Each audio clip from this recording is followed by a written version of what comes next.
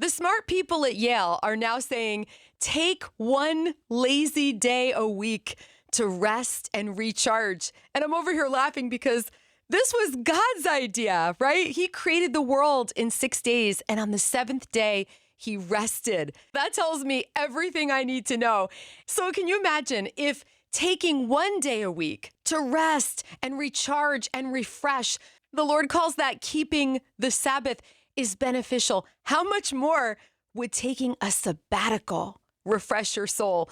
Both of those words, Sabbath and sabbatical, have their root in the Hebrew word Shabbat, which means rest. Let's talk about these wonderful things today with our dear friend, Bhritney Taylor. She's the wife of Riley Taylor, the pastor of Mountlake Church.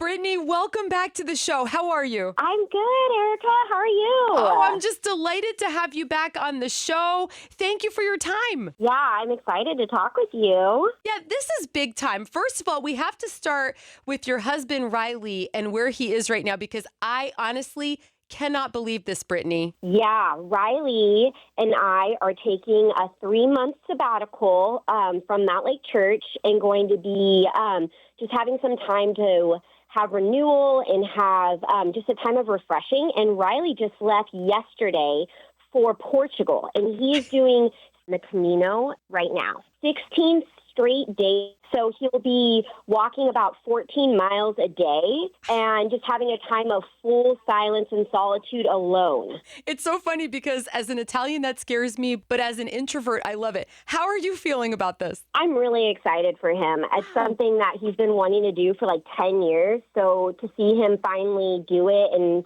all the preparing that came with it. And I'm just excited for him just to hear from the Lord and seek the Lord for 16 days alone. I think it will be really amazing for him. What a great perspective you have, because it would be really easy to go, I've got the kids, I've got a lot to do on my own, but you're thinking, no, the Lord is going to use this time for him. Oh, yeah, it is. Yeah, we've been praying for him to just really have vision for the church and just vision for what's next for us as a family. So It's fun. I get to join him in praying for that same vision just here in Washington, but just really praying that he hears from the Lord in the next 2 weeks. But I get to join him on the 16th of June. I'm flying to Portugal to go meet him there. Oh my goodness, you guys are the coolest couple. I think that's fantastic. So you're going to have a little vacation together. Yeah, we are. We're going to go and just spend some time in Portugal, where my family is actually from. I'm Portuguese, so we're going to go visit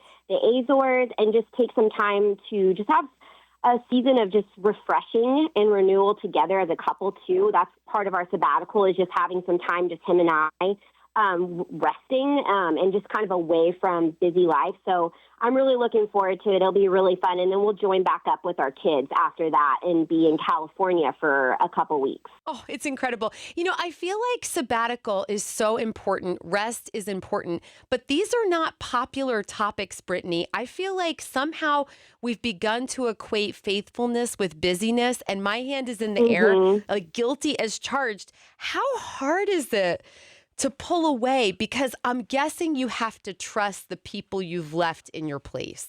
Oh, yes. We have been preparing for this sabbatical for what feels like a year, and it's been on our minds for 7 years. So we have such an amazing team of elders, of staff members who we fully trust to really just take care of the church, take care of the people. And so it takes a lot of trust in the Lord, but also in your team. So Riley and I feel really, really good about leaving the church in the hands of the staff and our elders. So it's going to be a great summer for them. We're a little bit jealous because they're going through the book of James, and it's going to be a great summer of them digging into the book of James. But we're really excited for the church too, because it's good for the church for us to be away and for our elders and guest speakers to come in and teach. So we're excited for the church too, but we really trust our staff. This is just spiritually healthy. These are the words that are coming to my mind. And Bhritney, I'm just wondering, for somebody who has a hard time resting, pausing, what advice would you have for them? Because we know that's fruitful when we do it. Yeah, I've been learning a lot about that this year, actually. and been really digging into this whole idea of silence and solitude and what that looks like.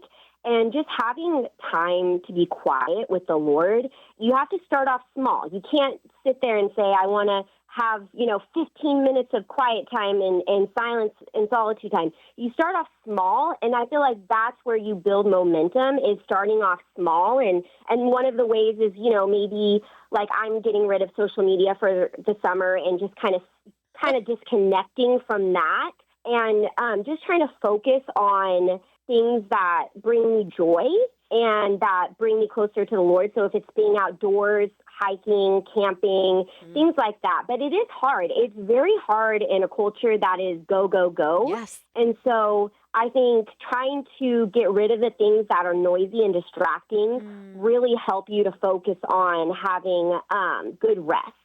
Wow. I really like what you said. I can't imagine unplugging from Instagram and Facebook. I'm embarrassed to tell you that, and lots of times it's my way of like taking the temperature of where people are.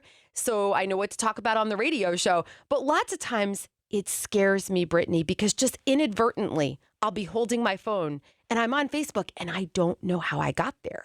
Or I'm on Instagram and I'm like, when did I click this? It's like a drug. I hate to say it, don't you think? Oh, yeah, I agree. I totally understand that. And I find it to be difficult to kind of escape that and to give myself boundaries. But I do feel like it is something that is good to do for our souls, to kind of disconnect from the world and through the lens of social media. But creating boundaries with it also is helpful. Like even if you just tell yourself, I'm only going to spend 30 minutes a day on social media apps, I feel like even starting there is a really good way to give yourself some boundaries, some healthy boundaries with it. But it is hard, especially with your job, Erica. I know you kind of have to, social media is part of your job. So I totally understand that. But if you ever have an opportunity to be able to disconnect from social media, I do feel like it is such an awesome way to really give space for the Lord and just have that time of disconnecting from the noise, the outside noises. And Bhritney, this is not your first rodeo. You've done this before. So how do you feel at the end of a social media fast? I feel amazing. I always come back feeling so glad that I did it and that I can look back at photos of the memories that I had with my kids and with my family and feel like these were my sacred moments that I didn't have to post on social media. They're ones that I've stored in my heart and stored in my Google Photos, and they're things that I don't need to share. They were just special moments between my family and my kids, and I always feel really good. I feel like I do it a few times a year, and I'm always so grateful that I do it because I never regret it. I always feel better and always see how the Lord really ministered to me in those months where I kind of disconnected from the comparison of social media, especially as a mom. Yeah. I feel like moms, we compare ourselves so much to social media, what's happening, maybe how you're parenting, how you're spending your time. So for me, it's my intuition, just me, seeing how to be a mom and not comparing. So I always feel like I grow as a mother and as a ministry leader in those times away from social media. You are such a treasure. I know you also have a great appreciation for the great outdoors.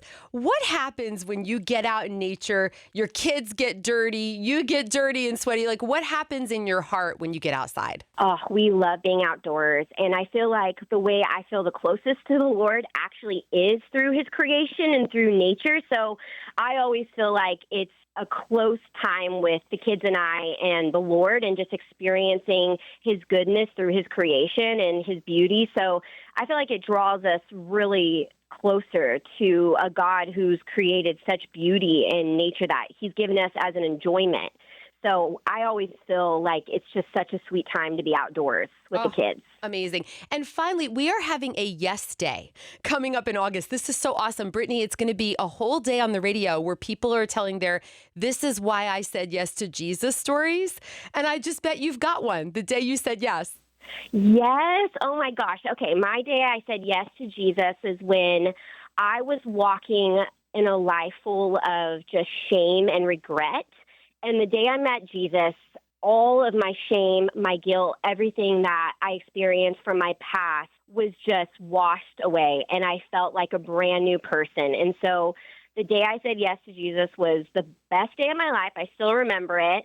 And I'm just so grateful to have that feeling of just feeling renewed and like a new person. Oh, absolutely amazing. I feel like this was such an anointed time. Thank you for hanging out with me today. Thanks, Erica. I love talking to you. Oh, same. Are you looking for a distinctly Christian education? A place where your child can be challenged with academic rigor through a biblical worldview? Consider King's Schools. Hi, my name is Michaela, and I'm a proud student of King's Schools graduating class of 2025. Being a King's Knight has made a significant impact on my faith and future. Next year, I will be studying at Northwest University in their honors program. Because of King's Schools, I grew so much in my faith and my relationship with God. If you're considering enrolling at King's Schools next year, my advice would be to go for it. The community and environment here were amazing for me, and I love it here. And you will too. Sign up for a tour of King's Schools by June 30th, and if you enroll, mention purposely and pay no application fee. Visit gokings.org for more. Building resilient disciples of Christ through Christian education for 75 years. gokings.org.